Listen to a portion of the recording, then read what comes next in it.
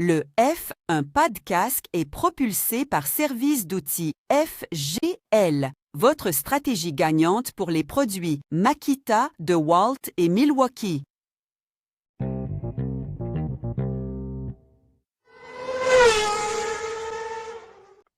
Vendredi 21 à août. Mon nom est Martin Simon, Simon avec un C, et il me fait plaisir de vous souhaiter la bienvenue à un autre épisode du F1 Podcast. Aujourd'hui, c'est votre guide pour Pays-Bas 2026, ce qui signifie qu'au cours des prochaines minutes, vous aurez l'opportunité d'entendre le plus d'informations possible afin que vous puissiez profiter pleinement de votre week-end de course. Et on débute maintenant avec l'actualité dans le monde de la Formule 1. Et il est maintenant temps d'aller le rejoindre comme à tous les vendredis de course. Vendredi de course, ça fait longtemps que j'ai pas dit ça. Il est descripteur, analyste pour les courses de Formule 1 et d'endurance à la GTCQ.tv, mais il est avant tout un pilote de nos amis de la team FSR. François Goulet, j'ai l'impression que autant que n'importe qui d'autre passionné, tu t'es ennuyé pendant qu'il n'y avait pas de Formule 1, même si on a eu la chance de se parler à quelques reprises. Ah, ben, c'est quoi? Je me suis ennuyé de la Formule 1, mais il y avait d'autres ça. Il y avait d'autres courses. Il y a eu de l'IndyCar, il y a eu du NASCAR, il y avait également le Grand Prix de Trois-Rivières. Donc, je m'ennuie rarement, moi. Ça me permet d'aller voir autre chose, là. Donc, mais très content quand même de revenir à la Formule 1. Il était temps. Tu sais, c'est quand même une longue pause. Puis, cette saison-là est très intéressante. Donc, je suis content de revenir puis pouvoir apprécier la Formule 1 avec nos auditeurs et puis tous les autres amis aussi avec qui je le fais. Ben, tu fais bien de le dire parce que oui, ça n'a pas été mouvementé nécessairement au domaine de l'actualité de la F1, quoique là, on a quelque chose Ben, ouais, pour un euh, certain moment, hein. ça s'est tout rééquilibré après ça dans la dernière semaine. Mais pendant ça là, tu fais bien de dire, oui, Grand Prix de Trois-Rivières, il y a eu des belles activités là-bas. Du côté de Markham à Toronto, à IndyCar, ben, Mhm. on n'ira pas là-dedans aujourd'hui, mais ça a fait quand Ouais. même. Je pense que peut-être le produit final a bien terminé, mais disons que c'est le procédé pour arriver là a quand même attiré beaucoup d'attention pendant ces semaines-là. Mais oui, pour un passionné de course automobile en général comme toi, c'est vrai que tu avais plein d'autres choses à te mettre sous la dent. Pour les gens qui sont plus centrés sur la Formule 1, ben on avait hâte que ça revienne. J'ai quand même pris le temps, moi, de regarder quelque chose, quelques petites activités à l'extérieur de ça. Mais j'avais bien hâte quand même de voir de la vraie action, d'avoir des informations concrètes comme l'actualité qu'on Mhm. a cette semaine. Mais avant qu'on se lance là-dedans, tu voulais nous parler de quelque chose en particulier. Oui, ben en fait, j'arrive du service funéraire d'un de mes amis qui s'appelle Danny Lagacé. Puis pour ceux qui ne connaissent pas, Danny Lagacé, c'est un promoteur immobilier, mais surtout un entrepreneur. Mais il avait acheté l'autodrome Chaudière à Vallée-Jonction il y a quelques années. Puis c'est lui qui avait investi là-dedans et revampé ce circuit-là. Donc, il a redonné ses lettres de noblesse à cet autodrome-là, qui sert à la série NASCAR Canada et à beaucoup d'autres types de courses. Donc, je voulais en profiter pour donner mes sympathies à la famille, Nicole, Stéphanie, Marie-Pierre et Andréane, donc ses filles. Et puis, ben, c'était un ami à moi, quelqu'un d'important. Puis, il a fait quelque chose de bien pour la course automobile au Québec. Donc, c'était important pour moi de souligner ça. Donc, merci pour Ben, ça. on va se joindre à toi, François, toute l'équipe du F1 Podcast aussi pour te donner nos sympathies, bien sûr, parce que si un ami du F1 Podcast est Mhm. touché, ben on se sent touché aussi. Et la même chose pour la famille je pense que juste avant aussi qu'on commence à enregistrer, tu étais justement sur les lieux pour aller Ouais. donner tes sympathies, toutes ces choses-là. Bon, ben, François, considère-toi qu'on est avec toi là-dedans, on est avec la Merci. famille aussi, c'est jamais le fun quand ça arrive, puis que on puisse aussi prendre le temps de saluer le travail qui a été accompli que ça soit bien sûr en Formule 1, mais avant de se rendre là, ça prend des gens comme ça aussi qui sont là pour mettre les bases et laisser des pilotes justement pouvoir exploiter leur talent et le développer avant d'aller dans les catégories supérieures. Et ça prend des autodromes comme ça. On en a Mhm. parlé dans les derniers épisodes justement avec les endroits comme Saner, tout ça. Ça prend des endroits comme ça pour former les pilotes de demain. Parlant d'actualité maintenant, si on retourne vers vraiment le monde de la Formule 1, si Mhm. on regarde ce qui se passe on le disait, oui, ça a été tranquille dans les dernières semaines. Bien sûr, on a une pause obligatoire. On a 14 jours où les écuries ne pouvaient pas rien faire. On limite même les communications parce qu'on peut pas rien faire au développement d'une voiture. On le sait même, selon certains aveux de gens à l'interne, qu'on bloque les courriels, on bloque aussi accès au réseau. On veut éviter que, justement, quelqu'un, par mégarde, ferait une erreur, se connecterait justement sur le serveur, puis après ça, on se ferait prendre la main dans la poche. Donc, on peut pas faire ça, la main dans le sac plutôt. On veut Ouais. pas faire ça, donc on fait bien attention du côté des écuries. Mais quand même, lors de la reprise des activités, je pense qu'on avait hâte de régler plusieurs dossiers. On va commencer, par exemple, avec, oui, on parle d'un retour de vacances, mais le retour de vacances va se faire plus long pour Isaac Ben Adjar. oui. Ça a commencé en début de semaine, on avait ça à travers les branches, on entendait, il se passe quelque chose, son poignet n'est pas nécessairement correct. Finalement, il avait des tests à subir dans les dernières journées pour voir s'il pouvait finalement obtenir le OK des médecins.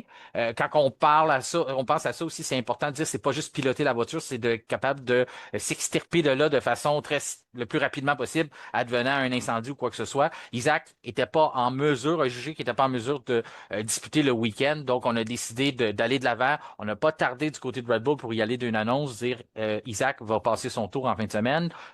C'est Liam Lawson qu'on nomme à sa place pour monter dans la grande écurie. Retour, qui aurait cru qu'il avait ça dans ses cartes cette année. Retour de Yuki Tsunoda en Formule 1. Ça en va du côté de Racing Bulls. Je sais que ça a été parlé beaucoup, là. On connaît la nouvelle pour les gens qui ne l'avaient pas entendu, je viens de la dire. Si je veux focuser surtout avec toi, François, as-tu été surpris de la décision? Parce que moi, je trouve que par le passé, peut-être qu'on aurait été par dire, on va ramener Yuki parce que c'est lui qui était dans la voiture avant Liam, là, dans le fond. Ouais. Euh, on se dit, ah, ben, il a fait des essais pour nous cette année, c'est le vétéran, même si on ne croit plus en lui. J'ai l'impression que ça aurait pu être une forme de décision, une forme de mentalité hiérarchique qu'on aurait pris par le passé du côté de Red Bull. Puis là, on est allé vraiment dans la lignée qu'on aurait probablement toujours dû avoir en tête de dire, ben, on veut développer des nouveaux pilotes. On en a deux en Formule 1 qui sont là disponibles à monter. Euh, on met la hiérarchie de côté parce qu'elle a été quand même bousculée lorsqu'on a décidé que Tsunoda ne revenait pas cette année, mais d'aller avec ce qu'on fait, avec le plan initial de dire on développe, donc c'est Lawson qui est le prochain dans la hiérarchie, c'est lui qui monte chez Red Bull. Es-tu content ou surpris de cette décision-là? Je suis content, je suis pas surpris. La raison de ça, c'est que, ben, je pense que Red Bull aussi en doit une. Liam Lawson, après ce qui s'est passé là, lorsqu'il est monté dans la grande écurie, parce que lorsqu'ils l'ont remplacé par Yuki Tsunoda, vraisemblablement, il n'a pas fait mieux. Donc, ça, c'est une chose. Euh, Maintenant, pour ce qui est de mettre tu sais, Tsunoda, c'est le pilote de réserve. On est d'accord, mais c'est le pilote de réserve puis pour Red Bull en général, on va dire. Donc, Oui. c'est lui le premier en ligne, mais Lawson a plus d'expérience dans la voiture actuelle, qui est, on va dire, plus technique, là, histoire pour le regain d'énergie, tout ça. Donc, c'est normal que Red Bull voulait mettre probablement voulait mettre Liam Lawson là pour justement pouvoir être en mesure de mieux gérer la voiture et aller chercher un maximum de points. Donc, il en doit une parce que je pense qu'il a le droit je pense qu'il a le droit à un autre essai, Oui. Liam Lawson, après ce qu'on a vu l'autre année. Puis le fait que c'est très difficile là, de dire. Sur Tsunoda a fait du simulateur, mais pour ce qui est de la voiture actuelle, conserver l'énergie, la déployer au bon moment, donc c'est quand même quelque chose que oui, c'est beau le faire en simulateur, mais Liam Lawson a une demi-saison derrière la cravate, il sait exactement comment ça marche. Il a démontré de la vitesse. On voit qu'il a repris du poil de la bête, donc je pense que c'est normal qu'on le voit là. C'est sûr que, ben là, on va en reparler tantôt, mais le circuit actuel n'est pas nécessairement le circuit le plus taxant côté énergie, là. Mais ça se pourrait que Liam Lawson soit dans la voiture plus longtemps que pour une seule course, de par la nature de la blessure d'Isaac Hadjar, parce que c'est un accident de boxe, si je ne me trompe pas, là, qui a une fracture du poignet. C'est quand même long. Moi, je me suis fracturé les poignets au basketball. Là, je peux te dire une chose, ça me prenait un mois et demi là, à revenir. Donc, puis je suis pas pilote de Formule 1. Donc, en même temps, il y a l'aspect sécurité, il y a l'aspect conduite. On se rappellera que Lance Stroll s'est déjà fait mal à la main aussi au poignet. Je ne me rappelle pas si c'était le même type de blessure, il était revenu un peu plus rapidement. Mais dans le cas d'Adjar, je pense que d'après moi, on ne le reverra pas avant peut-être deux, trois courses, là. Mais là, la bonne nouvelle pour lui, c'est qu'il y a une semaine de vacances, de pause entre le Grand Prix des Pays-Bas et celui d'Italie, donc ça lui laisse du temps. Euh, le bout, moi, je trouve qui nous laisse croire que c'est quand même assez sérieux, c'est que on croyait pas que quelques jours allaient arranger les choses. On ne s'est pas dit, ben, on prendra décision vendredi matin avant qu'il saute dans la voiture ou jeudi Hmm. soir au plus tard. On savait pertinemment que c'était pas 24-48 heures qui allait devenir une solution, qui allait dire, ah, maintenant, il est guéri. Donc, j'y vais avec toi aussi dans le fait que c'est probablement quelque chose qui va vraiment perdurer. Est-ce que ça va se régler en dedans d'une semaine? On a déjà vu des miracles par le passé, là, Mhm. assez récemment en F1, des pilotes qui reviennent très, très vite. Tu C'est vrai. mentionnais notamment Lance Stroll. Moi, la première chose qui m'est venue en tête lorsque j'ai vu la situation se dessiner, puis que Hadjar semblait blessé, qu'on parlait de mettre Lawson, on parlait de poignet, la dernière fois que Liam Lawson a sauté dans une voiture pour remplacer Oui, quelqu'un. C'était c'est encore une vrai. histoire de poignet. Puis c'était à C'est vrai. Zandvoort. C'était au Ah ouais, même. ouais, Daniel Ricciardo, Ben c'est ça. oui, c'était à Ouais. Zandvoort aussi. Donc, tu Mm. sais, les chances, quand on. Il y Ah a un oui. lien, là. Va t'acheter un billet de loterie. Non, mais quand je disais que on n'avait pas ça sur nos cartes bingo, un retour de Tsunoda, on n'avait pas non plus que Liam Lawson, une deuxième fois dans sa carrière, remplacerait. Qui peut prédire ça que ça va arriver? Poignet brisé, en tout cas, une blessure comme ça. Oui, c'est pas Mhm. arrivé en piste comme Ricardo, mais quand même. Donc là, cette fois-ci, ça se passe du côté de Red Bull. Lawson ira dans la voiture Red Bull, mais quand même.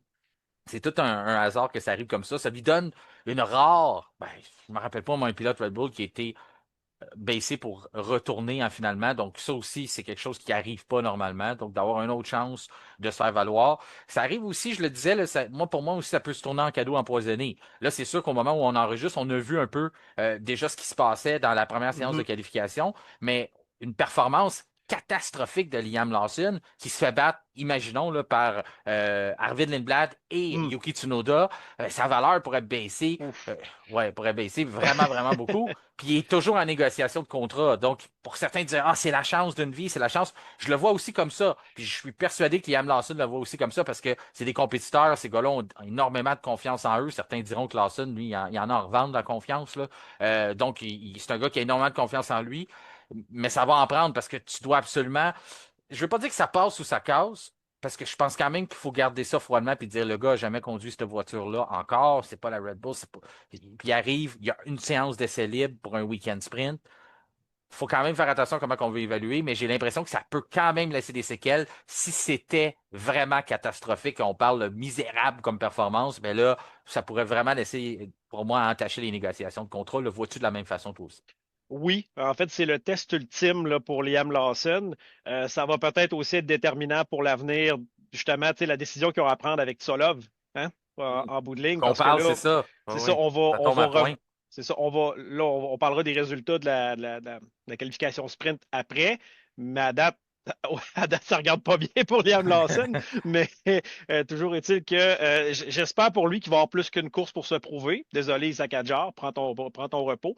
Mais oui, c'est le test ultime pour Liam Lawson. Puis comme tu l'as dit, si jamais Lindblad, ça pourrait passer parce qu'on voit que les Red Bull et les Racing Bull ont quand même été comme très près cette année, là. Red Bull toujours étant devant en général. Sauf que si Yuki Tsunoda faisait mieux que Liam Lawson, et il n'est pas très loin de le faire en ce moment côté temps, là, de ce que je vois, là, ça serait vraiment là, le clou dans le cercueil. Donc, on le souhaite à Liam Lawson de se prouver parce que c'est ça qui va être déterminant pour le reste de sa carrière. Les décisions qu'on a vues aujourd'hui, on peut dire, qu'on a vues au cours de la semaine, Mhm. on peut dire que oui, il y a un nouveau régime avec Laurent Mekies. Il y a aussi eu l'arrivée dans les dernières semaines de Gwen Lagrue, qui est dans le fond l'ancien en charge du développement des pilotes chez Mercedes, le remplaçant de Helmut Marko qu'on a nommé chez Red Bull. J'ai l'impression qu'il a eu son mot à dire là-dedans parce qu'on parlait d'une transition qui se ferait quand même assez rapidement du côté de Red Bull, du côté du plan, de dire, ben là, on a une chance de voir, d'évaluer notre talent, de le mettre dans une situation qui n'est pas parfaite pour lui, de voir comment il peut réagir de ça du côté de Lawson. Une dernière évaluation de Tsunoda, même si je pense que c'est vraiment un remplaçant, là, je pense Oui, vraiment qu'on y va son de temps est là. fait, là, selon Ouais, mon. exactement. Puis de voir justement combien de semaines ça va durer, combien de semaines on va devoir faire appel du côté de Lawson. Beaucoup de grands prix qui s'en viennent. C'est pas facile de récupérer son volant du côté d'Adjar. Ça va dépendre de sa réhabilitation. Sujet que je veux parler connexe à ça, c'est que Mhm. ça a ouvert beaucoup de discussions aussi sur le fait. Ah, on sait bien, Red Bull, ils ont d'autres pilotes. C'est facile d'en prendre un, de faire une transition. On n'a pas besoin, on n'a pas de compte à rendre. On ramasse Lawson, on le met là. Tous nos pilotes sont sous contrat Red Bull, donc pour nous, c'est facile. Ensuite, quand on regarde la liste des pilotes réserves, on voit que le pilote réserve attitré à l'écurie Red Bull, c'est Yuki Tsunoda, c'est pas Liam Mhm. Lawson. Donc, tu sais, on passe par-dessus cette règle-là, puis on se dit, ah oui, notre pilote réserve devient Liam Lawson, il n'est pas attitré là. Ouais. Tsunoda, ben, on a le beau jeu de dire, ben, il est aussi pilote réserve du côté de Racing Bulls. Puis là, j'entends tous les gens qui tombent dans ces plans-là, qui décortiquent cette histoire-là. Puis moi, la seule chose que j'ai en tête, c'est quand Mercedes a eu besoin de George Russell, qui était chez Ouais, Williams, ouais, je pensais à la même chose. ils l'ont eu. Oui. Ils sont allés le chercher. Bien sûr, oui, le contexte était différent. C'était pas en fin de saison, mais Williams n'a pas commencé du moins, on n'était pas là, mais n'a pas mis son doigt de veto, dire c'est notre pilote, puis il s'en va nulle part. On l'a ramassé, puis il s'est envenu. Mhm. J'ai de la misère à croire que si, on souhaite rien, que si Charles Leclerc était malade en fin de semaine ou que si Lewis Hamilton était malade, Mhm. qu'on ferait Bearman. appel. Ouais, on ferait-tu vraiment appel à Giovinazzi ou on irait mettre Oliver Burman? Pourquoi qu'on on gaspillerait une cartouche d'avoir l'évaluation d'un de nos jeunes pilotes, de lui donner la sensation de notre voiture un petit peu, d'avoir des données sur lui? Pourquoi on gaspillerait cette opportunité-là pour mettre Giovinazzi dans la voiture, même s'il a bien fait en endurance dans les dernières années? En tout cas, dis-moi si je me trompe, François, mais je ne vois pas cette alternative-là non plus du côté de Ferrari, là. Non, pas du tout, en fait. Le pilote réserve est là aussi pour, on va dire, les cas extrêmes de dernière minute. Exemple, si Adjar s'était blessé, je ne sais pas moi, hier, ben c'est probablement certain que c'est Tsunoda qui aurait Oui. grimpé dans la voiture. Mais là, on avait le loisir et le luxe d'avoir un peu de temps devant nous. Et écoutez, ils ont la possibilité de le faire. Allez, comme Mercedes l'a fait pour aller chercher George Russell, ils ont donné, au lieu d'aller prendre Stoffel Van Dorn, je crois qu'il était Oui. leur pilote de réserve, qui a eu sa chance aussi en F1, un bon pilote, là, très décent. Donc, c'est comme un peu jeu de domino, là. On va prendre le pilote auquel on a droit, si on veut, je fais enfin mes guillemets, et puis pour aller chercher un maximum de potentiel dans l'auto. Puis comme je le dis, Red Bull, ce qu'ils veulent, c'est aller chercher un maximum de résultats parce qu'eux se battent pour des gros points au championnat des constructeurs, ils ne sont pas dans le championnat des pilotes, ça on le sait, mais aller chercher Lawson qui a l'expérience et aussi l'ultime test là, qu'on vient de parler. Donc, moi, je suis pas surpris. Puis si Ferrari avait la même chose à faire, je suis certain qu'il ferait exactement la même chose, comme tu dis avec Berman. Ça, c'est m'est venu en tête exactement quand tu le disais. Puis après ça, ben, Haas, au pire, Haas est recherché Giovinazzi s'ils veulent, là. Vu qu'ils Oui. sont affiliés à Ferrari, je pense pas que Ferrari va s'opposer à ça. Donc, voilà. Ouais, c'est pour ça que je vois pas de euh, je vois pas de scandale, mettons. Faut penser à l'avenir un peu parce que Controverse tu sais, ou ouais. ces gens-là ont eu leur chance, sont là comme on va dire comme dépanneurs. Mais si on veut penser à l'avenir, faut mettre la personne de demain dans l'auto d'aujourd'hui. Mhm. La seule affaire où ce que je trouve que ça peut déranger, c'est le fait que si ça perdure, quelques grands prix, tu regardes, c'est sûr que Racing Bulls ne lèvera pas la main, il dit, ben là, nous autres, on n'a plus notre pilote. Pendant ce temps-là, Liam accumule des points, il va revenir au classement comme étant un pilote Racing Bulls. Ensuite, il va finir avec un bon classement pour pourrait peut-être avoir un des meilleurs classements de l'histoire si ça se passe bien pendant quelques semaines chez Red Bull. Finir chez Racing Bulls quand même bien classé. Pendant ça, là, il accumule des points, mais il accumule pas des points pour l'écurie. On est quand même dans une position précaire. Là. Mhm. On n'a pas le luxe, on n'est pas dans les bas-fonds là, du côté de Racing Bulls. Non. On est dans une bagarre. Donc, il y a peut-être là que si ça perdure, je vois Az, admettons, à un moment donné, pourrait peut-être commencer à taper du pied. On l'a pas vu du côté de Williams parce qu'on a fait ça juste une fois de passer George.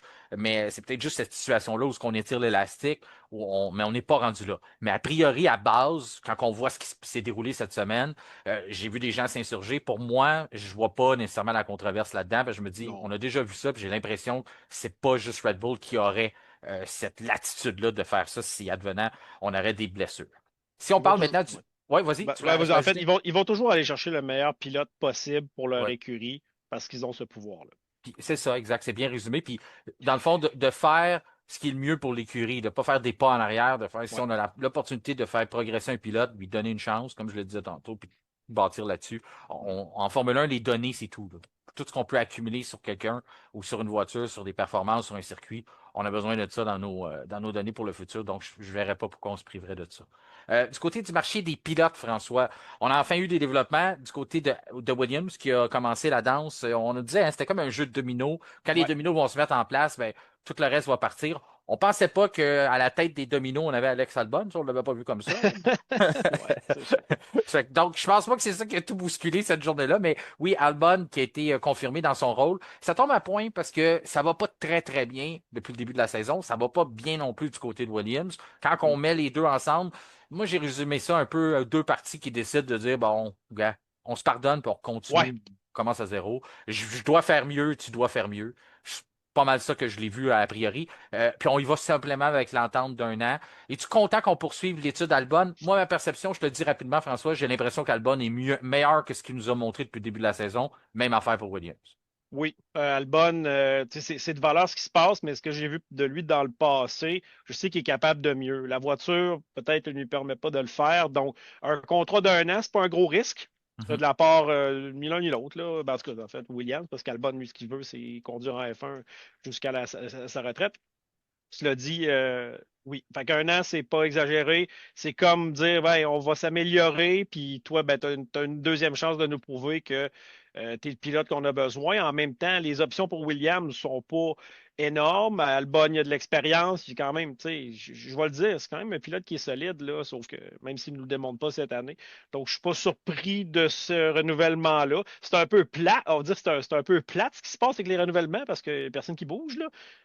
C'est pas box-office, comme on dit. Non. Mais ça reste que ben, il était temps que ça se fasse. Puis en même temps, ben, Albon, moi, je l'aime bien en tant que pilote. Donc, puis j'apprécie encore toujours son fameux dépassement à Montréal, là, Ah oui. sous la pluie. Ça, c'est extraordinaire. Donc, tu sais, je sais qu'il est capable de faire des belles choses. Puis j'aimerais ça le voir perdurer. Alex Albon, je l'aime bien. Puis Albon, là, c'était le dieu du karting là, dans ses années à lui. Là. C'est pas Mm. un gars qui est sorti de nulle part avec des commandites. Là. Il l'a eu difficile, mais c'est Oui. un gars qui a quand même eu une réputation très, très forte aux époques de karting, à une époque où il se battait pas contre n'importe qui. Tu avais des Non, non. Verstappen, tu avais des gros noms, les Les Leclerc, tout ça. Leclerc, tout ça, C'est ça. oui, il a passé, il a grimpé les échelons avec les Norris, Leclerc, tout ça. Donc, c'est vraiment pas un pichou, là. Je suis pas étonné de le voir.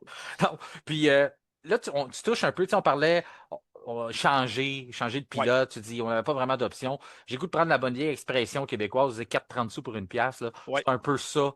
Même, on aurait peut-être pu être perdant dans l'échange aussi du côté de Williams. Il n'y avait rien de sûr que tu dis, je vais mettre Albon à la porte, puis je vais en mettre un là, puis ça va Mhm. fonctionner. Surtout quand on sait la voiture qu'on fournit à nos pilotes depuis le début de l'année. Je pense que ça a été très juste de la part de Williams de faire l'évaluation ainsi. Puis quand on regarde la décision aussi qui s'est passée de Carlos Sainz, tu parlais de se donner une deuxième chance. C'est drôle parce que c'est exactement les mots que Sainz a pris à l'endroit de l'écurie, de dire qu'il a envie, il n'est pas du genre de gars à quitter, à Oui, vouloir s'en aller. Il veut donner une deuxième chance au projet, il ne veut pas abandonner. Donc, je trouvais que c'était clair aussi de sa part de dire on est déjà sur une deuxième chance, une autre opportunité à James Valls et à son équipe de monter quelque chose de respectable, de donner des opportunités à leurs pilotes de se faire valoir.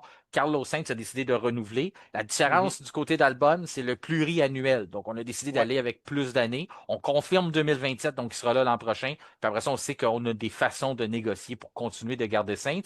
Puis la façon que Sainz nous a parlé aussi, a communiqué l'information de son nouveau contrat, ben, on comprend aussi que lui a sûrement des clauses de sortie si les ententes ne sont pas respectées. Oui, certainement. Ben, Carlos Sainz, comme tu l'as dit, ben, ses mots étaient I'm not the kind of guy to jump ship. Donc, il saute pas. J'ai bien aimé son entrevue. Ah, il est Mais oui, quasiment hidou, là. c'est ça. Ouais, non, excusez, ben, mon accent, mais quand je l'écoutais en entrevue, je le referai, mais je ne l'avais pas pratiqué Non, avant de non, venir c'est ici. Mais bon. d'habitude, je suis pas mauvais dans les accents. On s'en Ah, reparle. on a Mais toujours l'extrait, est... on a l'extrait de Carlos Sainz. On Ah, écoute l'extrait. c'est bon.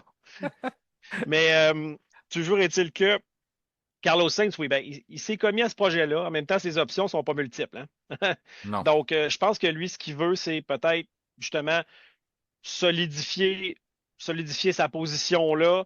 Autre chose, ben, c'est certain que lui, probablement, il a plus de latitude pour aller chercher une clause de non-performance, si on veut, dans son contrat, parce qu'il a prouvé qu'il pouvait gagner des grands prix avec une écurie de pointe. C'est de valeur ce qui est arrivé avec Ferrari, mais bon, il est victime de ça. Puis en même temps, comme on dit, les options sont pas énormes en ce moment. Je vois pas où ce qu'il pourrait aller ailleurs en ce moment, Carlos Sainz. Donc, il a certainement regardé la durée des contrats des autres pilotes alentours et s'est dit, ben, je vais refaire un autre 2 ans ici. Peut-être que ça va aller mieux.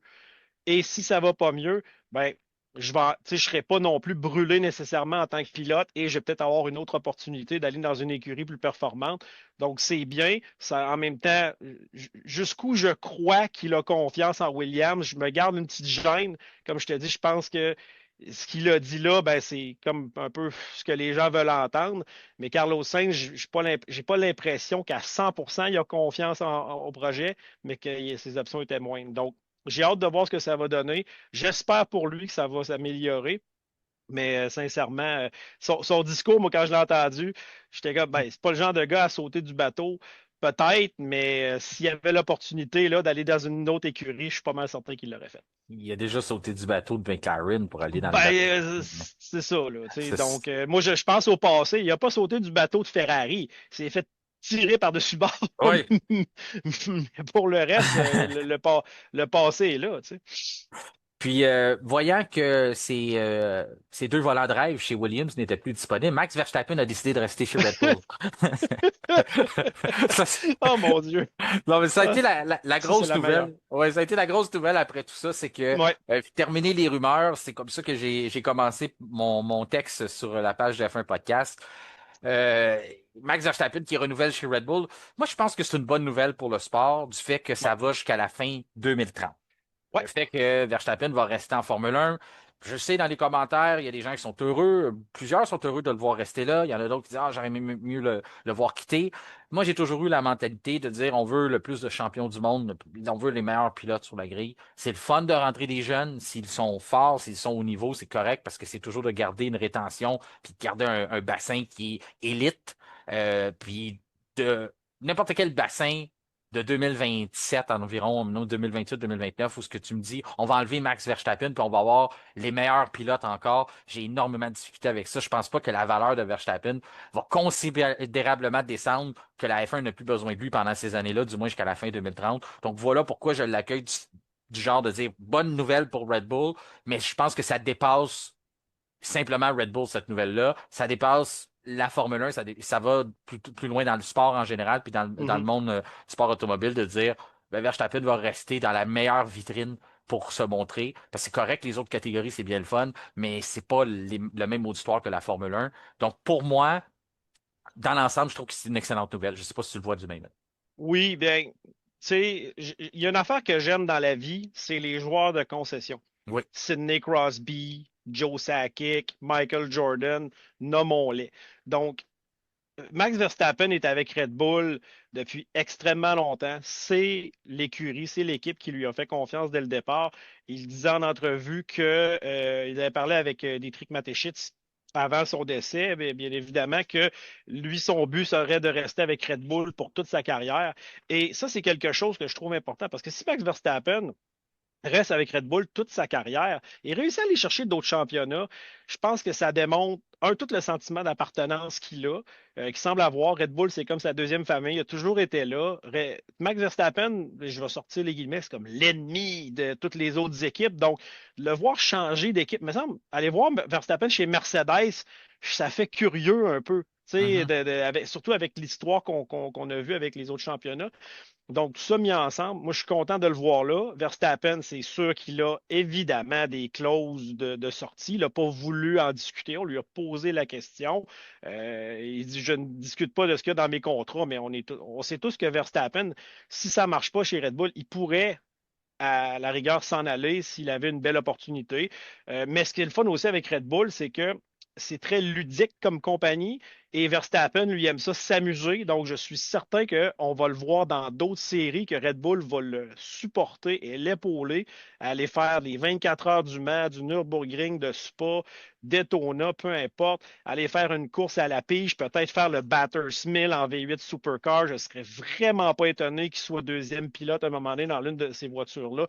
Donc, pour moi, c'est une bonne nouvelle parce que j'aime ça que ce pilote-là ait la permission de par sa notoriété et son statut. Puis c'est le fun aussi de voir les petits vidéos Red Bull où ce que Verstappen embarque d'une Mustang avec Chris Ouais. Harris, puis il fait faire des tours flat out, comme on dit, là, au fond Léon, après même juste un tour de chauffe. Donc, moi, j'aime cet aspect ludique de ça. Puis Red Bull, c'est une belle vitrine pour lui. Donc, puis c'est bon pour le sport hein, d'avoir Verstappen.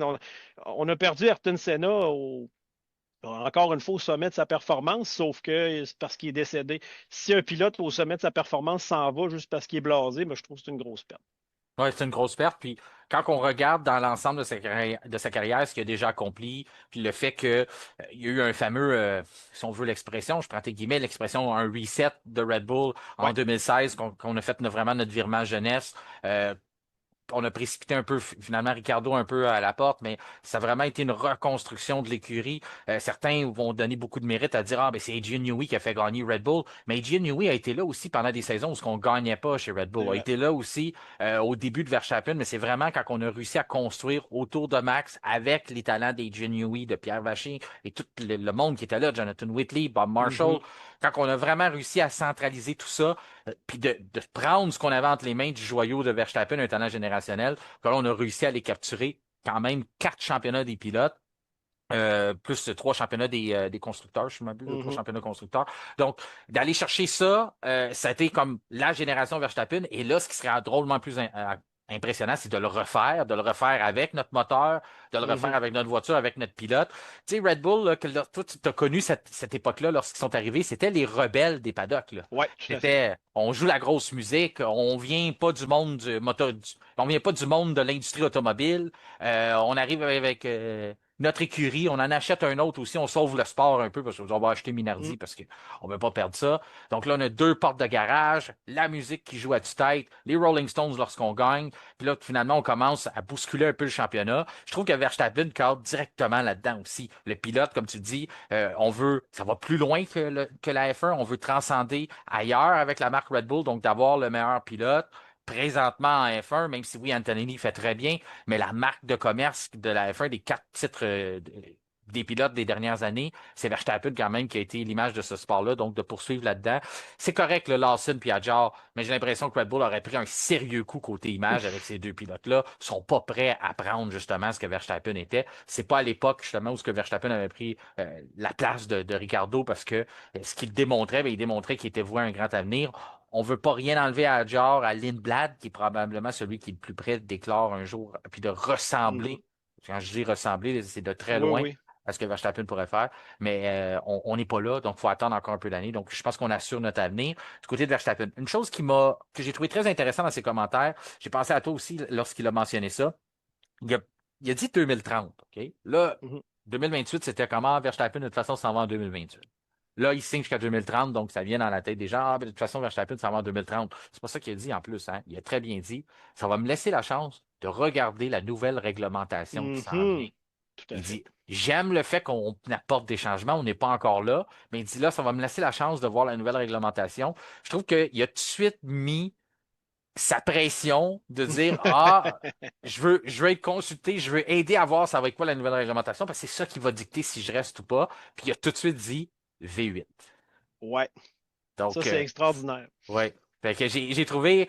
Bravo à Max qui comprend sa place dans le sport. Il commence à comprendre aussi son statut, ou s'il ne le comprenait pas déjà, mais là, il l'a bien mis à la production de dire c'est beau, je viens de signer un nouveau contrat. Puis j'aime ce que vous faites là, présentement, mais c'est pas encore suffisant. Mais je vais regarder ce que vous préparez pour 2030. Et boum, nomme V8. Donc la pression, met tout ça dans les mains dans les prochaines négociations, autant des écuries qui voudront garder Verstappen dans le sport, mais aussi de la F1 et de la FIA.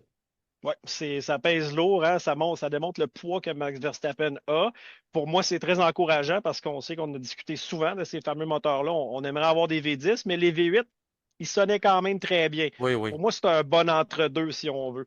Donc, oui, Verstappen 2030, je pense il a bien fait on va dire, il a bien dit ses choses, puis c'est un gars qui est, comment dire, qui est très mesuré dans ses propos.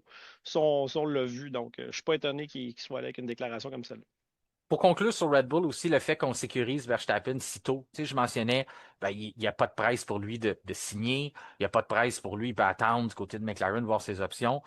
Peut-être qu'on a réussi à le convaincre en lui disant, ben là, on essaie de négocier du renfort. On veut te faire une bonne voiture l'an prochain. On veut Mhm. construire de quoi de solide. Mais quand on commence à négocier autant avec des commanditaires, autant avec du personnel, des ingénieurs d'ailleurs, tout ça, la question qui revient toujours, ça va être qui le pilote qui va être Ben là? oui.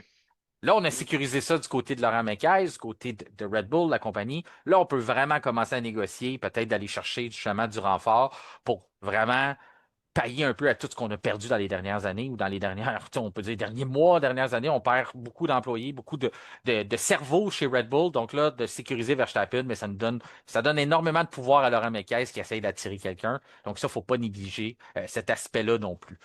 Puis si on y va du côté de recruter des gens, je vais faire un dernier petit lien avec Cadillac, ce qui va me permettre de mentionner Marcin Budkowski une dernière fois cette Ben oui, semaine, tout parce à que fait. j'aime vraiment ça, nommer son nom. Marcin Budkowski, qui est, oui, le nouveau directeur de l'écurie Cadillac, ça a continué de faire jaser cette nomination-là. C'était la même perception que j'avais au départ, moi, de me dire, OK, c'est beau, on a décidé que c'était Budkowski le choix pour aller de l'avant. Sauf que il était quand même disponible lorsqu'on a décidé de lancer l'écurie avec Graham Lawton. Est-ce que c'est quelque chose, toi, qui te dérange, où tu dis, ah, ben, on a le droit de faire des erreurs, on a le droit de changer notre transition, que si tôt dans l'avenue de Cadillac, on a décidé d'aller vers Bartkowski, un gars qui était disponible. Est-ce que c'est pas un peu un aveu qu'on s'est trompé, puis que là, on va aller vers la bonne direction? Vaut mieux tard que jamais, là, ou vaut mieux le plus tôt possible là, dans ce Ouais. type de projet-là, de dire on a réglé ça dès le départ. Le vois-tu comme ça, toi, comme une admission qu'on s'est trompé? Peut-être un peu, oui, parce que, en fait, c'est peut-être que Cadillac, puis je dis peut-être, là, ne s'est pas rendu compte assez tôt de la tendance qui est quand même assez visible en F1, qui est de mettre maintenant on va dire, des personnes qui sont techniquement, Gestionnaire, ouais. c'est ça, ben, tu sais, techniquement plus avancées. Parce que Mhm. des gens, tu sais, comme Andrea Stella, si on veut, Binotto, ces gens-là ils viennent de l'ingénierie, si on veut. Donc, ben, pas si on veut, ils viennent de l'ingénierie, point barre, là. Donc, de mettre des gens plus avancés techniquement, je pense que c'est ce que s'est rendu compte que si on va aller chercher un peu plus de performance, ça nous prend quelqu'un comme Marchin. Donc, voilà, puis c'est une tendance qui est quand même visible depuis plusieurs années. C'est juste que peut-être qu'ils n'ont pas vu ça, peut-être que aussi ils ont peut-être essayé, puis ils n'ont pas voulu mettre l'argent. Je ne sais pas ce qui s'est passé avec Cadillac à cet égard-là, mais comme tu dis, c'est mieux de faire ça maintenant, puis tu sais, de pas trop casser de peau, avant d'avoir à réparer des pots cassés là, en quantité industrielle. Fait que non, je suis pas étonné.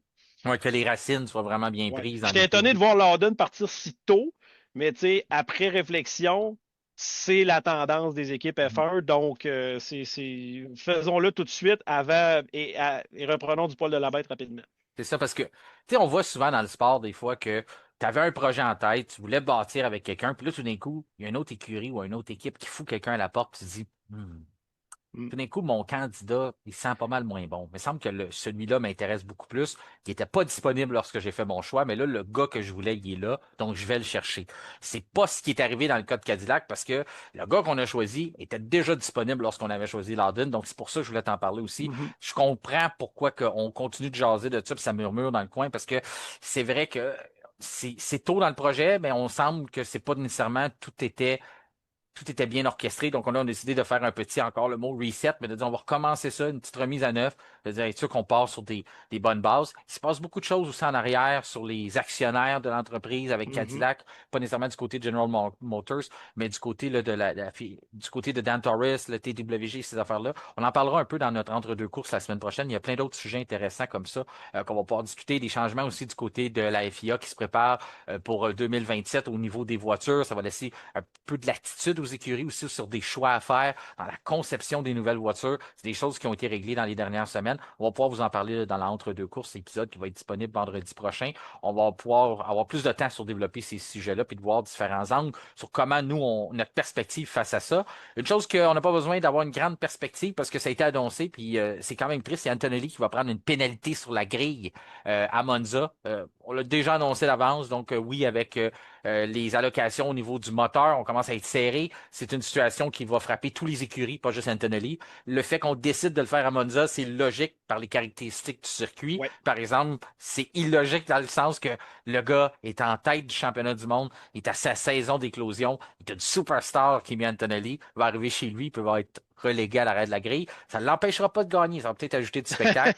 Ben oui, c'est ça que je veux, moi. Mais l'endroit c'est sûr que ça serait spectaculaire, mais l'endroit se prête bien. Je comprends pourquoi on fait ça à Monza. J'imagine que c'est pareil pour toi aussi. Ben oui, tout à fait, parce que Ouais. c'est un circuit de moteur, là. Les lignes droites se multiplient à Monza, je pourrais vous les compter. Cela dit, c'est ça, fait que c'est probablement l'endroit où ça va être le moins pénalisant de faire on va dire, cette décision-là, de prendre cette décision-là, de faire ce changement-là. Donc, en plus, ben, ça va donner peut-être aux tifosi, même si c'est les tifosi, c'est les fans de Ferrari, mais les fans italiens, de quoi se mettre sous la dent avec des dépassements multiples. Est-ce qu'on appelle ça des tifonelli, les fans de Bonne Antonelli? question. Ouais, Hein? Faudrait leur on va demander. statuer là-dessus dans l'entre-deux courses, si tu veux, avec Simon. J'aimerais savoir son avis là-dessus. Les tifonelli.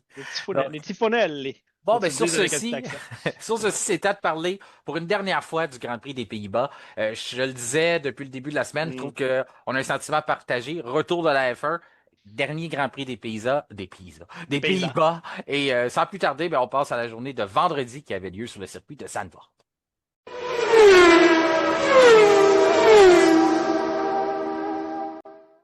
Eh bien oui, c'est ce week-end qu'aura lieu la 12e ronde du championnat du monde 2026.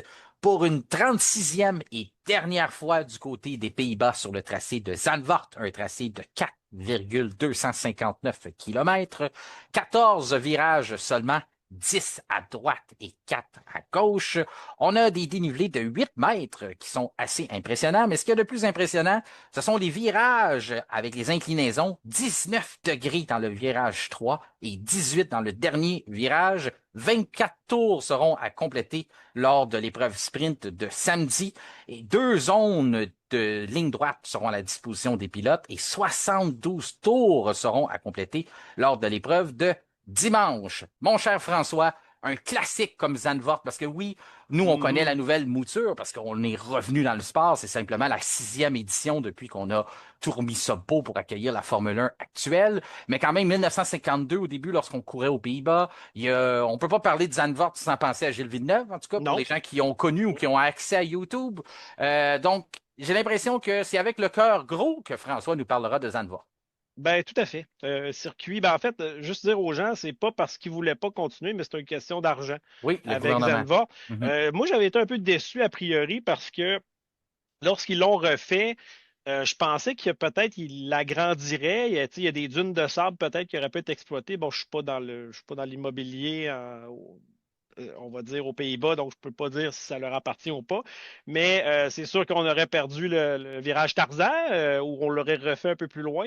J'aurais aimé que le circuit soit peut-être au lieu de rajouter de l'inclinaison, peut-être agrandir un peu un endroit ou deux pour le rendre même plus convivial à la F1 moderne. Mais ça reste que, oui, Zandvoort, des beaux moments. C'est sûr que ça a disparu quand même assez tôt dans le calendrier F1 avant de revenir. C'était supposé revenir pour la pandémie. Évidemment, ça a été mis au carreau. Gilles Villeneuve, ben, Simon en a parlé sur la page. Hein? Oui, Donc, sa question, c'était ce circuit-là, je pense que c'était en 79. Là, Gilles Villeneuve s'était passé, on va dire, c'était devenu une légende, parce qu'il était déjà une légende, on va dire, mais il a fait quelque chose de particulier. Je sais à quoi il fait référence. Quand il est rentré au puits sur 3 roues, même sur 2 à un moment donné. Mais il avait aussi fait le super dépassement sur Alan Jones au virage Tarzan par l'extérieur, qui est un des plus beaux dépassements également dans l'histoire dans l'histoire de la F1. Donc, c'est sûr qu'il y a des beaux souvenirs à Zandvoort. Euh, j'ai profité de ce circuit-là dans le temps des belles années du DTM. Tu sais que j'étais un gros fan de DTM oui. là, dans le temps que les voitures étaient avec beaucoup d'appui. Donc, on allait à Zandvoort à l'époque là, avec Bruno Spengler, tout ça. Donc, c'est un circuit que j'ai toujours apprécié. C'est une montagne russe. Lorsqu'on le regarde là, avec les inclinaisons, c'est vraiment spectaculaire ce qu'ils ont fait là, pour le retour à la F1. Donc, c'est un peu plate parce que c'est comme tu dis, toi, t'aimes ça voir les qualifs aussi, hein, Martin, ça on le sait. Oui. Donc en qualif, c'est spectaculaire ce circuit-là. Décevant, moi j'aime beaucoup le dernier virage incliné, ça met la table sur la grande ligne droite. Donc même si on dit que c'est pas une super longue ligne droite, ben il y a quand même une façon, là. Ça commence au virage 13, là, sinon c'est au fond Léon. Donc oui, un peu déçu que Zandvoort disparaisse. Je pense qu'ils n'ont pas d'aide de l'État pour ce qui est Exact. du financement. Là. Donc, c'est juste plat parce qu'en même temps, il y a tellement de fans néerlandais avec Max Verstappen qui est là que je pense que c'est justifié d'avoir un grand prix là. Donc, oui, déçu. Puis, mais on a YouTube, comme tu dis, pour se redorer le blason. Et est-ce que Max Verstappen va être en mesure d'aller gagner le dernier Grand Prix de son pays? S'il y a de la pluie, je vais dire que oui. Il égaliserait Jim Clark dans l'histoire en plus, parce que le vrai Pas roi n'importe qui. des Pays-Bas, c'est Jim Clark avec 4 victoires. Verstappen pourrait en avoir une 4e lui aussi. Terminerait très très bien la page du chapitre Zandvoort. Tu l'évoquais, le seul gros défaut, c'est pas l'ambiance, c'est pas l'histoire du circuit, Mhm. l'héritage. Il y a de l'histoire en masse, il y a tu sais, l'héritage, il y a tout ça. C'est vraiment le manque d'espace. C'est la raison pourquoi justement qu'on a opté vers les grandes inclinaisons monstres. Bien sûr, ça créait un cachet signature, mais c'est parce que on a comme décidé d'agrandir par en dedans. Parce qu'on peut pas, justement, à cause des dunes de Mhm. sable et tout ça, on est très limité. Donc, ça répondait un peu à l'interrogation que tu avais. Mhm. C'était la problématique derrière justement la refonte de ce circuit-là, de dire comment qu'on peut l'agrandir par l'intérieur, parce que même pour avoir aussi que ça soit sécuritaire, rappelez-vous, alors, ben, on en a parlé en début d'épisode, mais l'accident justement de Ricardo quand il avait frappé dans le mur, c'est que quand il y a un accident quelconque qui se présente, t'as pas de place là, pour des zones de dégagement, il y en a pas. Donc la C'est seule vrai, façon c'est qu'on pas très avait gros. exact, la seule façon qu'on avait réussi à rencontrer les standards de la Formule 1, c'est de dire ben, si on place un peu en angle, ben, on est capable justement La meilleure expression, c'est de dire, c'est quasiment d'imploser le circuit, là, c'est le grandir par en dedans. Donc, c'est la façon qu'on avait trouvé pour rencontrer les standards actuels de la Formule 1. C'est un peu malheureux que tous ces investissements-là partent. Tu C'est vrai. disais, le gouvernement qui intervient pas. On est drôlement chanceux ici au Québec, souvent qu'on on prend un peu pour acquis, ou il y en a d'autres qui le critiquent de dire, ah, donner de l'argent à des milliardaires, on n'a pas besoin de faire ça. Ben, si vous le faites pas, ou si on n'a pas l'aide des différents gouvernements, ben, ça fait qu'ils vont aller prendre de l'argent de quelqu'un d'autre. Parce qu'il y a quelqu'un d'autre qui va la donner cet Ah, argent-là ça, à la c'est place. sûr.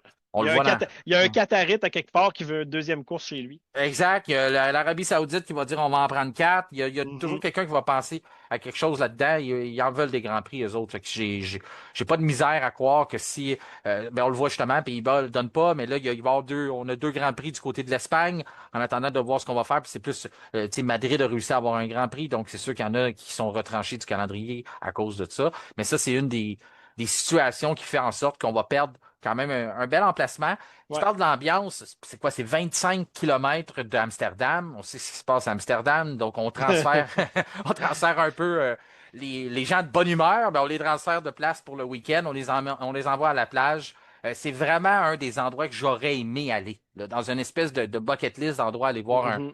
des circuits. J'aime ça quand il y a une ambiance autour de ça. Tu disais, hey, tu t'en vas visiter Amsterdam, tu as des plages l'après-midi, tu as des courses sur le circuit de Zandvoort dans les dunes de sable. En tout cas, plus j'en parle, plus je me dis c'est triste de perdre ça parce que c'était vraiment ce que la F1 essayait de faire aussi, de dire créons des événements autour des centres-villes ou près Mhm. des grandes villes. On avait vraiment le meilleur emplacement, mais le côté argent, bien sûr. Cash is king, hein, comme ça fait longtemps qu'on Ouais, n'a pas ouais, dit j'ai pensé à ça ça. tantôt à toi. Je disais, ah, Lewis Hamilton, Cassius Je King, c'est disais, sûr qu'on va euh, le dire. le Alors dire, mais voilà, c'est c'est fait. là. C'est la chose la meilleure façon de résumer. Mhm. Pourquoi on n'aura plus de Grand Prix là-bas? Les gommes qui ont été choisies pour le week-end de la part de Pirelli, c'est le C2, la OK. C3 et la C4. Donc, on choisit les mêmes gommes qu'on avait eues l'année d'avant. Tu mentionnais la possibilité d'avoir de la pluie Ouais. dimanche. Ça serait drôlement intéressant parce qu'un des Oui. meilleurs Grands Prix qu'on a eu là-bas, c'était quand on avait eu cette incertitude-là avec de la pluie. Il y avait eu aussi Alonso, je pense, de mémoire, qui avait fini sur le podium. On avait eu Ouais, des tout à relances à fait. la fin. Je pense que ça fait Donc, 2 ans de ça, quelque chose comme ouais, ça. environ. En tout cas, Ouais. Puis l'importance de la pole position, parce que ça va un peu avec ce que tu mentionnais aussi, de dire, oui, on manque d'espace, pourquoi qu'on n'a pas agrandi le circuit? Ben, ça fait en sorte aussi que 100% des pole positions ont été transformés en victoire. Donc, on pourrait aller 6 en 6 si on était capable de conclure avec la même stats si le pilote qui part premier finissait par l'emporter dimanche. Donc, on aurait cette statistique-là qui perdurait de dire 100%.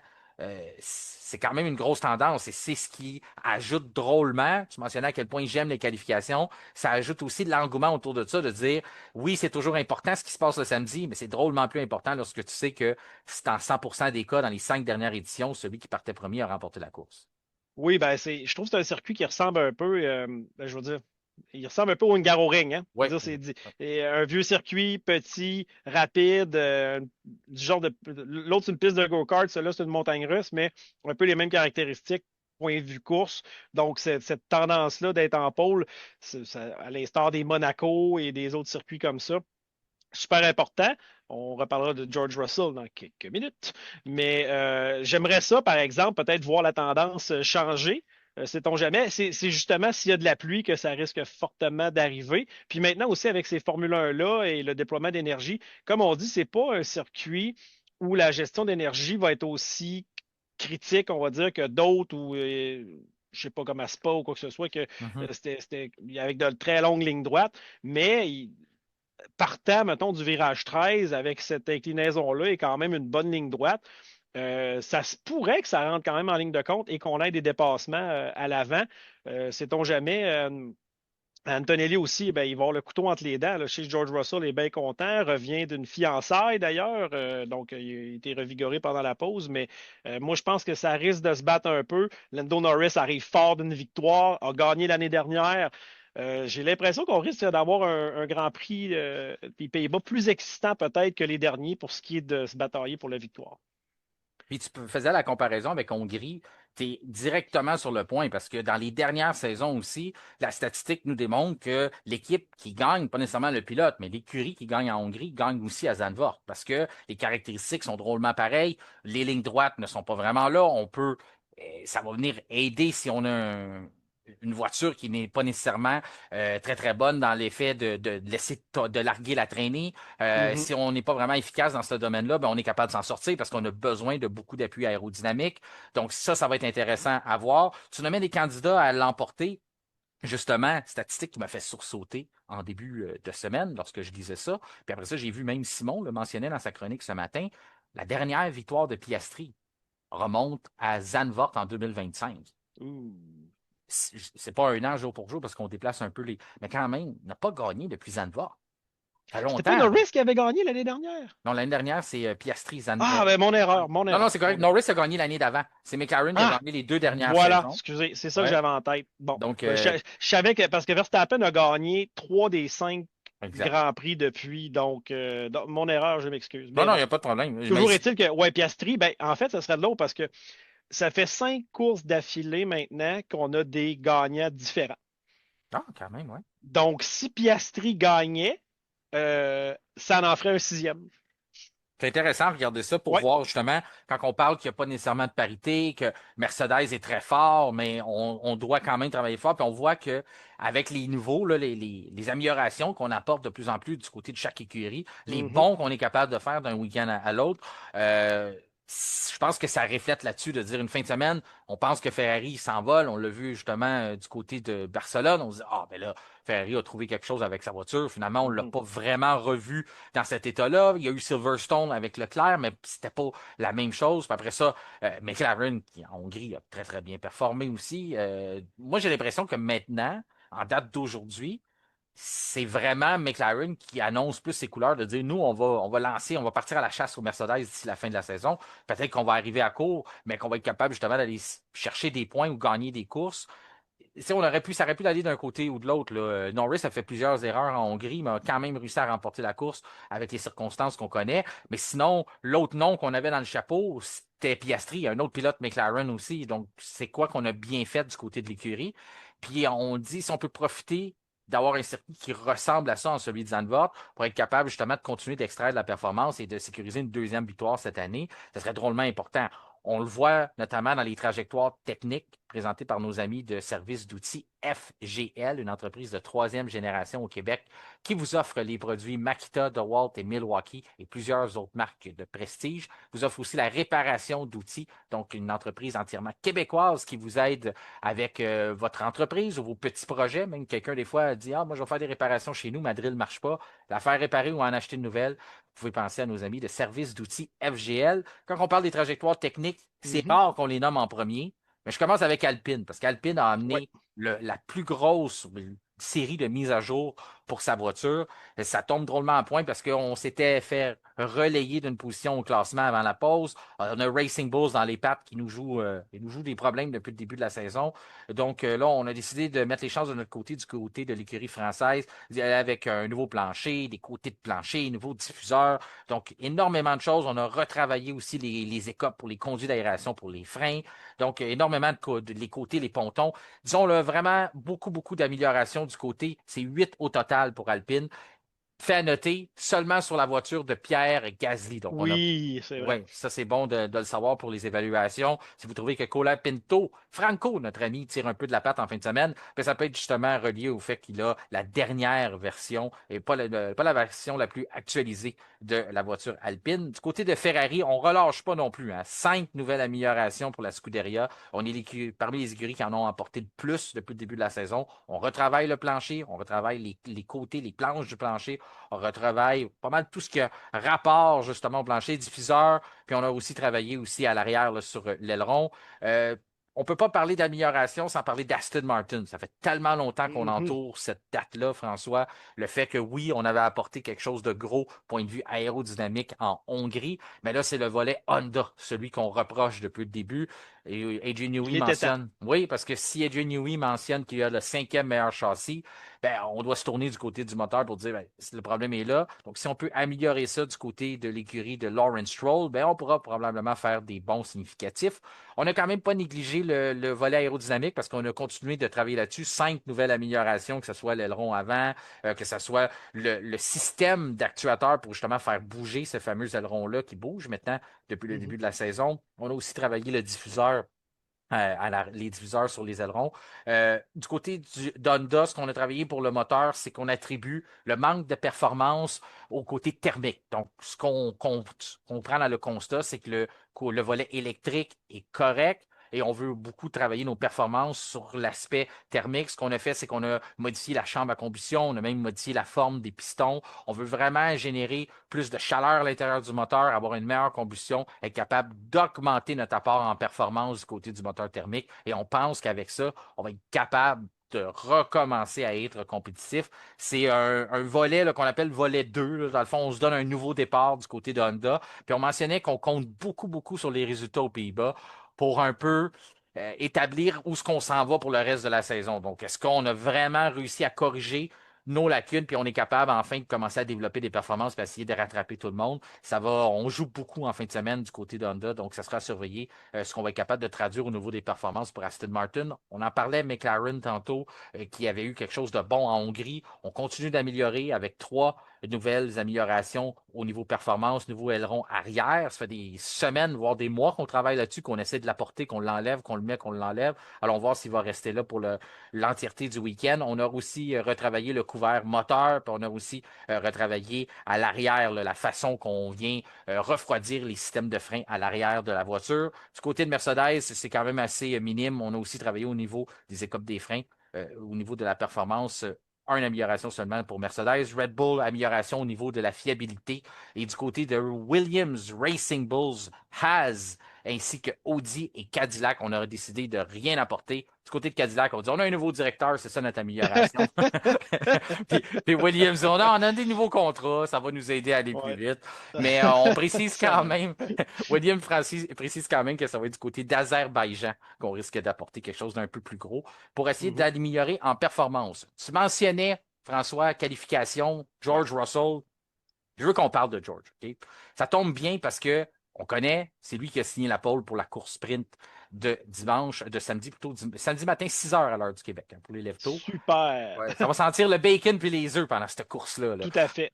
Fait que c'est ça. Fait que George Russell qui sécure la pole position, mais avant même qu'on commence à enregistrer l'épisode ou qu'on travaille même sur cet épisode-là, ma, mon espèce de résolution pour Russell ou dire qu'est-ce que ça prend, c'est quoi le plan pour George, je dis je veux voir le George qui a gagné en Formule 3, qui a gagné en Formule 2, qui est arrivé en F1 avec Williams avec le couteau entre les dents, qui sortait des Mhm. performances incroyables, peu importe la voiture. Je veux voir le George Russell que dans les dernières saisons, on qualifiait possiblement, c'était quand même assez unanime ici au podcast, parmi l'un des meilleurs pilotes de la grille. C'est vrai. Deuxième, troisième, était toujours très bien classé. On trouvait qu'il faisait très bien, énormément de talent. Je me disais toujours, possiblement un champion du monde, sauf que ça va dépendre, il est contre qui. C'est un gars Mhm. aussi qui vendait sa salade, de dire ah, si je suis dans une bonne voiture. C'est vrai. Nanana. Mais on y croyait à ça quand même. Je croyais que c'était pas nécessairement la manière de l'exprimer, mais quand même, je pensais pertinemment, puis je le pense encore, que George Russell est un excellent pilote de calibre à être possiblement champion du monde. Sauf que depuis qu'on l'a placé dans ce siège-là, il nous démontre pas ça. Donc, dans ma tête, je me dis pause d'été, on efface tout, George. Je veux revoir le Russell, champion de Formule 3, champion de Formule 2 de Williams, le gars qui a peur de rien et qui croit en ses moyens.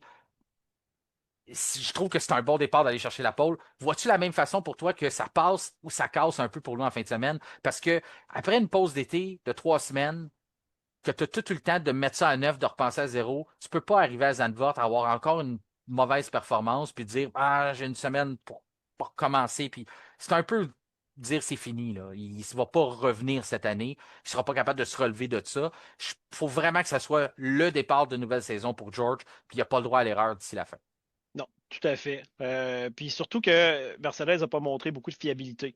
Donc, c'est encore un risque. George est quand même beaucoup de points là, derrière, 59 derrière Kimi Antonelli. Il n'est pas en deuxième position. C'est important pour lui de rebondir. Tu parlais, on veut voir le George des beaux jours.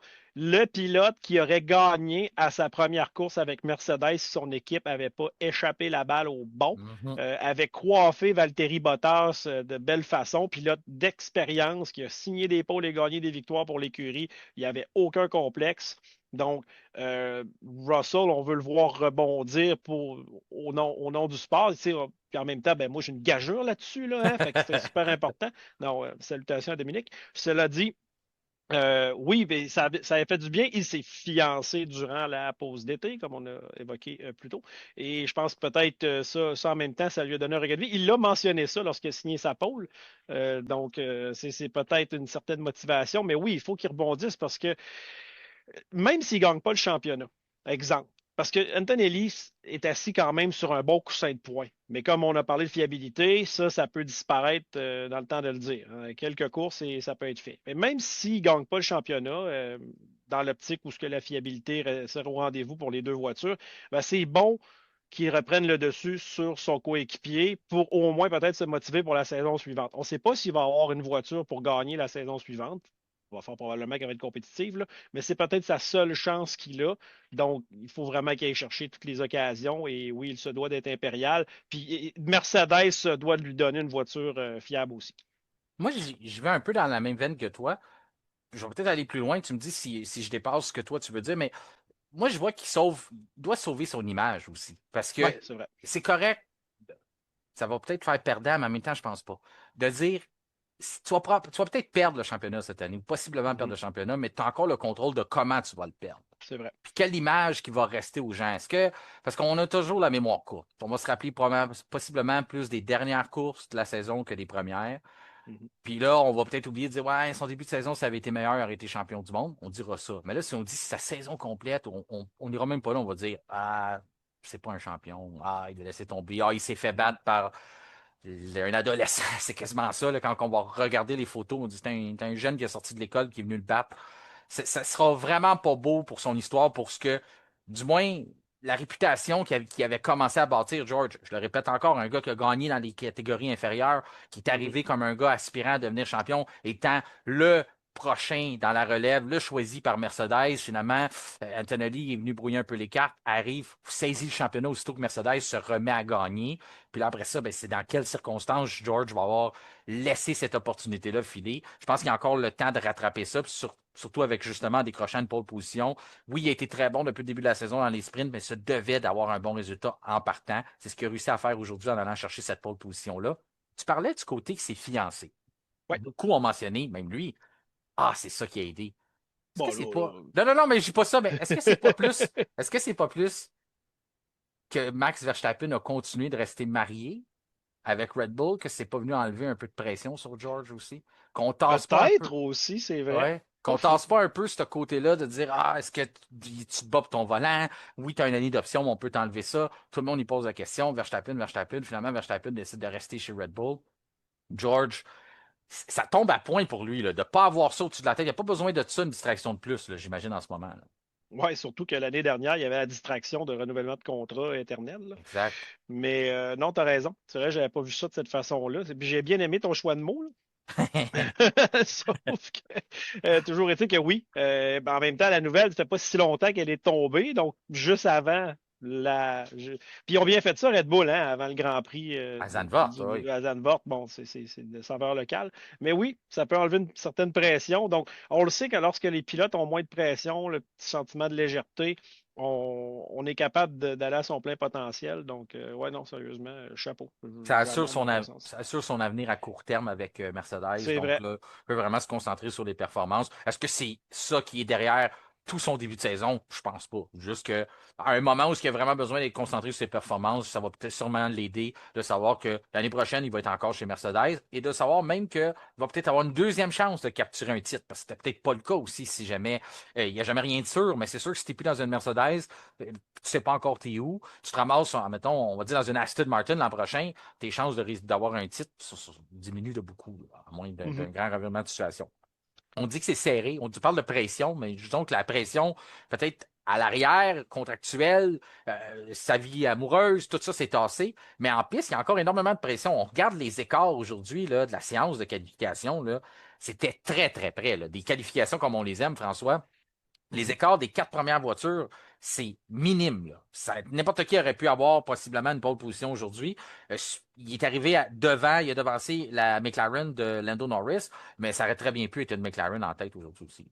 Oui, tout à fait. En fait, la différence est que de quelques millièmes.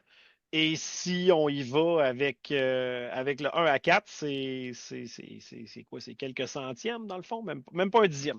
Donc, la parité est là, mais c'est là que justement tout le talent, toute la performance fait la différence parce que d'un circuit comme celui-là, c'est facile de faire des erreurs aussi. Donc, je serais pas, je suis content de voir, mais je serais pas surpris que quelqu'un d'autre peut-être fasse la pole pour la course principale. Il y a tellement de parité. Puis c'est le fun de voir aussi ce méli-mélo-là entre les écuries. Hein. C'est pas juste, Oui. mettons, une après l'autre en escalier. En fait, ça, hey, si on s'entend avec la différence de temps qu'il y a entre ces temps-là en qualification, c'est minime. C'est un petit coup de volant. Si on met du sa roue un petit peu à l'extérieur ou pas, c'est rien. C'est même pas un clin d'œil. Donc, c'est super incroyable de voir ça en fin de semaine à Zandvoort. Ça risque de donner quelque chose de très spectaculaire pour la course. Je pense que ça montre aussi que on n'avait pas beaucoup de temps pour préparer les voitures. Donc, on a peut-être été un peu Mhm, plus conservateur dans nos approches du côté des différentes écuries, trouver une façon qui fonctionne. Tu as un peu de performance, puis tu te présentes avec ça dans la première séance de qualif. On a le droit, après la course, de tout modifier ça demain avant les séances d'après-midi pour mhm. les qualifications qui compteront pour dimanche. Je vais prendre les mots que Toto Wolff a utilisés. Il a utilisé ce que la sprint était la baby race, la course de Oui, tout bébé. à fait. Puis après ça, qu'on avait la course des grands. Un peu comme quand on allait dans les soupers de Noël dans le temps. Tu avais la petite table, puis la table Ah des oui, grands. on a la table des enfants et la table C'est des ça. adultes. Ça, Mais c'est. Martin, ça va être important aussi parce que si de regarder la température, parce que si Oui, on est pour avoir de la pluie, assurément, il va falloir penser à ça en termes le on va dire, réglage. de réglage pour la Ouais. voiture. Là, ça va être super important. Mais on voit que ces autos-là, en termes d'appui aérodynamique, là, semblent avoir quand même pas mal de parité.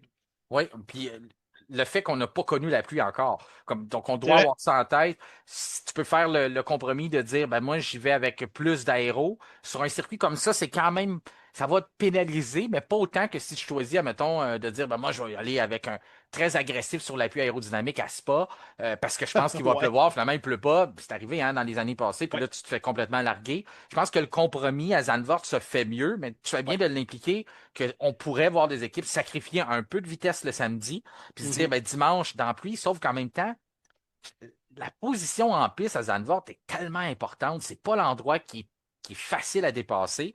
Puis je veux qu'on parle des dépassements, François, parce qu'il y a quelque OK. chose que tu m'as déjà parlé dans tes aptitudes de pilote. Puis il y a quelque chose qu'on n'a pas ailleurs. Le fait de l'inclinaison, d'avoir le Mhm. 19-18 degrés, ça permet qu'il y a plus qu'une trajectoire en piste. Il y en a Mhm. toujours plus qu'une, certains diront, mais il y a toujours, bien sûr, la ligne de course la plus rapide. Mais là, de voir un pilote qui peut décider, comme on a vu dans les dernières années, de dire, ben, moi, je prends la trajectoire en haut, mais t'en as d'autres qui vont prendre la trajectoire en bas. Le premier Mhm. étage, le deuxième étage, Ouais. c'est un peu comme ça quand on les voit de côté. Ça, je trouve ça intéressant, puis ça amène une autre dynamique. Ça amène une dynamique pendant la séance de qualification. Mais c'est pas évident de compléter un dépassement comme ça. Non, non. C'est possible, mais le risque est gros, là. Oui. Ben, on a vu, en fait, on parle surtout du virage 3 ici, qui est super incliné, puis on a vu des gens prendre des lignes différentes, mais ce virage-là est tellement court, puis que je trouve ça hyper dangereux. Moi, personnellement, je vois pas l'avantage d'aller en bas, je veux dire à l'intérieur du virage, même si c'est la ligne la plus courte, et capable de garder la vitesse à cause de l'inclinaison. Le virage en haut, tu es capable de garder, t'es capable de garder plus de vitesse parce que tu es haut. Et on avait vu je me rappelais pas c'était quoi, c'était quel pilote, peut-être Sainz ou Alonso, je ne sais plus trop qui, mais on avait vu le pilote à l'intérieur, on va dire perdre la Antonelli. voiture un peu. C'était Antonelli Antonelli, sur ok, bon. Leclerc, ouais. Il a OK, fait bon, oui, l'erreur, oui. OK, oui. Mhm. Tu vois, je me rappelais plus du tout de qui on était, mais je me rappelle de l'événement que il a déporté un peu vers le haut et est allé accrocher. Donc, c'est quand même dangereux. C'est pas comme une piste de NASCAR où tu vas aller à l'intérieur, mais c'est un extrêmement long virage, donc il y a vraiment une ou deux, trois lignes. Oui, il y a les deux lignes, mais aller à l'intérieur au virage 3, c'est quand même cowboy, là. Je pense que quelqu'un qui va pouvoir se permettre ça serait peut-être quelqu'un qui a une très bonne voiture versus un pilote qui a peut-être une voiture plus de milieu ou de fond de grille. C'est là où je le verrais. Mais moi, je vois ça comme danger. Oui, tu peux l'apprendre à deux, mais en termes de dépassement, je serais très surpris de voir quelque chose qui réussit, mais je suis prêt à être surpris également. Donc, ça reste dans les options de dépassement virage 1, où ce que tout peut vraiment se jouer. Puis après ça, ben, c'est contrôler les enchaînements des virages parce que tu peux te faire reprendre. Si tu en prends trop dans le virage 1, après ça, dans les autres enchaînements. Donc, c'est quand même Mhm. intéressant à suivre au cours de la fin de semaine ce qui va se passer. Mais la position en piste est drôlement intéressante. Russell a réussi à la sécuriser pour la course sprint. Encore là, possiblement peut-être encore plus important pendant la sprint parce qu'on n'a pas de stratégie d'arrêt au puits. C'est vraiment où tu pars, puis qu'est-ce que tu es capable de garder dans le virage 1 va possiblement être ce que tu vas avoir en fin de course. Après ça, Norris derrière Russell, Leclerc troisième, on disait trois écuries différentes. Ensuite, poursuivi par Piastri. Qui voudra sensiblement arrêter là, de ne pas gagner des Grands Prix, hein, voudra C'est vrai, simplement gagner tout à quelque fait. chose. Antonelli, sortie de piste aujourd'hui, je comprends pas comment Ben oui. sa voiture, il a pu continuer. On sait qu'il l'a drôlement endommagé en bas de la voiture.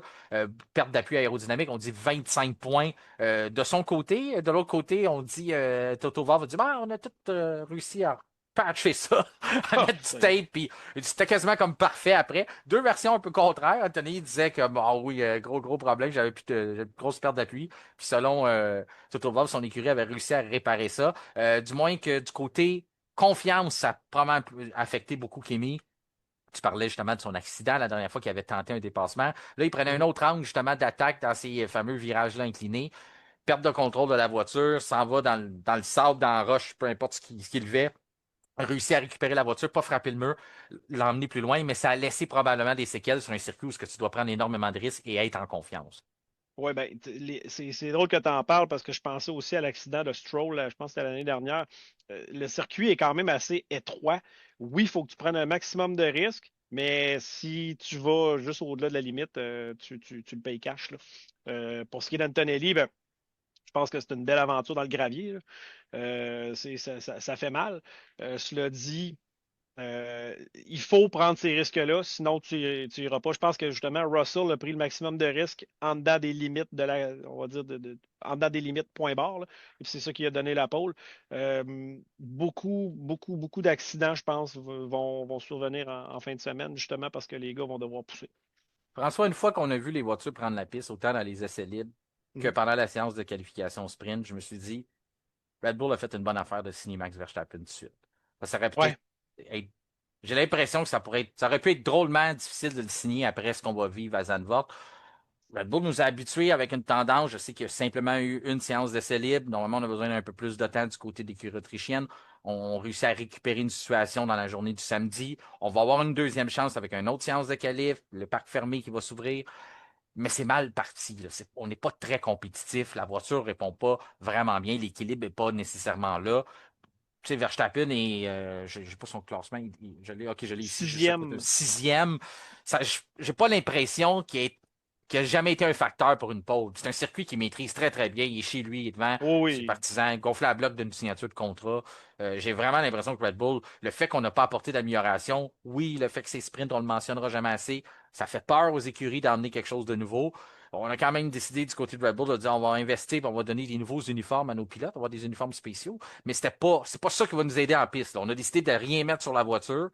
J'ai l'impression qu'on va payer le prix au cours du week-end. C'était pas idéal pour Verstappen. Et même à un certain moment, Lawson, qui sort de nulle part, première fois dans la Red Bull, avait un dixième sur Max lors de la Q1. Hmm. Ouais, ben, ça, c'est pas plaisant pour Max. Il est à une demi-seconde en bout de ligne de la pole Oui. en Q3. Autre question que moi j'ai pour toi, parce que j'ai pas pu suivre ça, mais je sais que Lewis Hamilton s'est plaint d'avoir été bloqué par Max, en tout cas eu de l'interférence, si on veut, lors d'un tour lancé.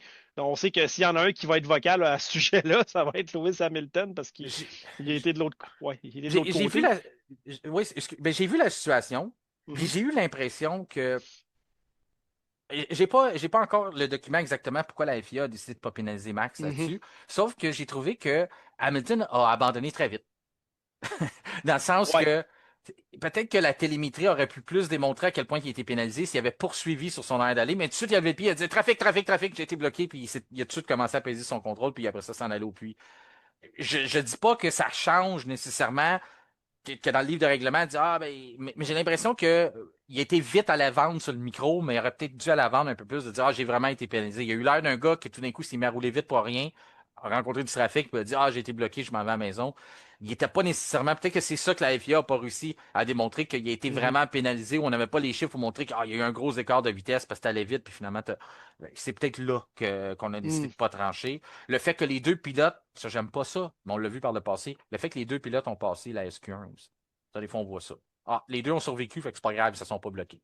Verstappen Ouais. passe, Hamilton a passé. Donc là, on ici, Ou ça devient comme quand comme. c'est deux pilotes de la même écurie qui se font des trucs, Ouais, on on laisse pénalise pas. passer. Ah ouais, c'est pas fou. C'est souvent ça que c'est plate à dire là, parce que des fois ça change absolument rien, mais parce que le pilote tout d'un coup n'a pas passé dans l'autre, ah là, la pénalité vient, on applique le règlement. Mais quand on voit qu'il n'y a pas eu de conséquences sur les statistiques ou sur les résultats, on Ouais. fait comment c'est correct. On le saura jamais, mais Ouais, c'est pas fou comme théorie. ouais, mais ça devrait pas être comme ça. Tu sais, je veux pas T'as que les raison. gens pensent T'as que raison. Ça ça devrait être devrait. noir ou blanc. Ouais, exactement.